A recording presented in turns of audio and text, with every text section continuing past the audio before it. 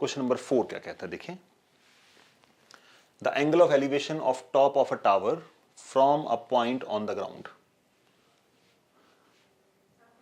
The angle of elevation of the top of the tower from a point on the ground. तो angle of elevation किसका है? Top of the tower. ठीक है जी, tower बना लेते हैं यहां पे। लेट अस अज्यूम ये मेरे पास एक टावर आ गया। ठीक है, डायग्राम आप भी जब प्रैक्टिस कर रहे हैं तो ऐसे थोड़ी सी रफ में बना सकते हैं, कोई दिक्कत नहीं है। Angle of elevation of the top of a tower, तो ये तो पता चल गया कि ये हमारा ऑब्जेक्ट है जिसको हम देख रहे हैं, क्योंकि इसका एलिवेशन है, नीचे से ऊपर जा रहे हैं। एलिवेशन से आपको क्लियर आइडिया हो जाएगा कि हम कहां से जा रहे हैं, नीचे से ऊपर देख रहे हैं। Top of a tower from a point on the ground, तो ग्राउंड के ऊपर कोई पॉइंट ले लेते हैं।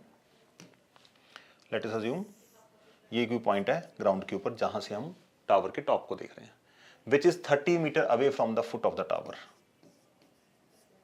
30 metre away from the foot of the tower, यहां से टावर के टॉप को देखा जा रहा है। तो अब एंगल कितना बन रहा है? 30 डिग्री का। तो 30 डिग्री इतना बड़ा एंगल तो नहीं बना पाएगा यहां पे, तो उस हिसाब से मुझे हाइट को थोड़ा सा कम करना पड़ा। तो ये आपका आ गया ए बी टावर, और लेट अस अज्यूम आपका जो सी है उसको हम मान लेते हैं पॉइंट ऑफ ऑब्जर्वेशन, और दोनों के बीच में एंगल कितना है? 30 डिग्री। तो डायग्राम बनानी आनी चाहिए। तो यहां से हम अपवर्ड देख रहे हैं, तो इसलिए मैंने यहाँ पे एरो लगा दिया ताकि कोई कंफ्यूजन ना हो। और दोनों के बीच में जो एंगल ऑफ एलिवेशन है वो किसके बीच में बनता है? आपको याद होना चाहिए, line of sight and horizontal, इन दोनों के बीच में ही आपको अपना एंगल बनाना है। तो ये एंगल ऑफ एलिवेशन आ गया जी। Find the height of the tower, ये हमें निकालना है। डायग्राम को पढ़ के, सॉरी फिगर जो स्टेटमेंट दे रखी है उसको पढ़ के डायग्राम बनाना टास्क है। अगर ये बन गई तो बस उसके बाद तो आपको ट्राइंगल में ट्रिग्नोमेट्री यूज करना है। तो इस क्वेश्चन को भी हम ऐसे ही करेंगे।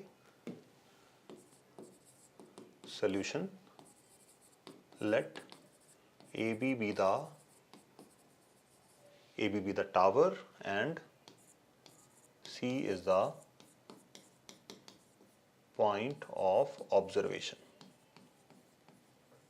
C is the point of observation. C से देख रहे हैं, ओके। तो यहां पे हमें गिवन है BC equals to 30 metre and angle of elevation 30 degree, और हमें निकालना क्या है बच्चों? टू फाइंड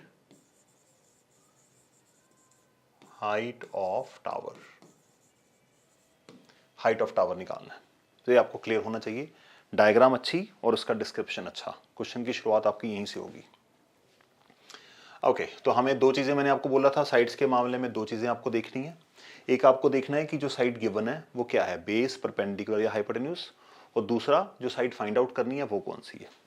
तो थीटा के हिसाब से अगर देखा जाए, ये साइड क्या है बच्चों? बेस, और ऑपोजिट साइड को हम क्या बोलते हैं? परपेंडिकुलर। तो हमें चाहिए बेस और परपेंडिकुलर।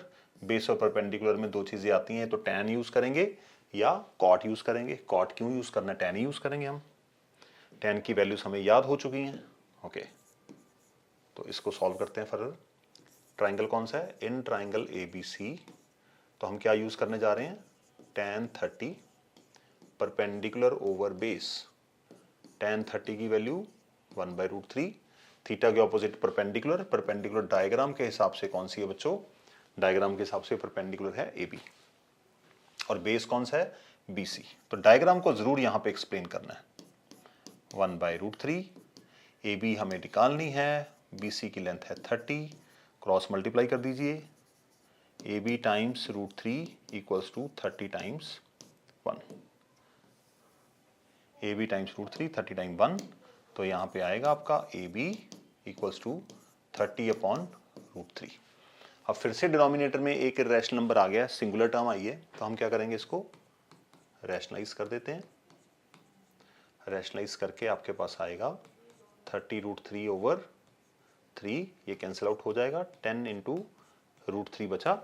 अब √3 की वैल्यू या तो आपको गिवन होगी या आप ऐसे ही छोड़ देंगे। टेक्स्ट बुक में अगर आप देखेंगे बहुत सारे आंसर्स रूट में ही छोड़े हुए हैं, बट एग्जाम में आपको पूरा सॉल्व करना पड़ेगा।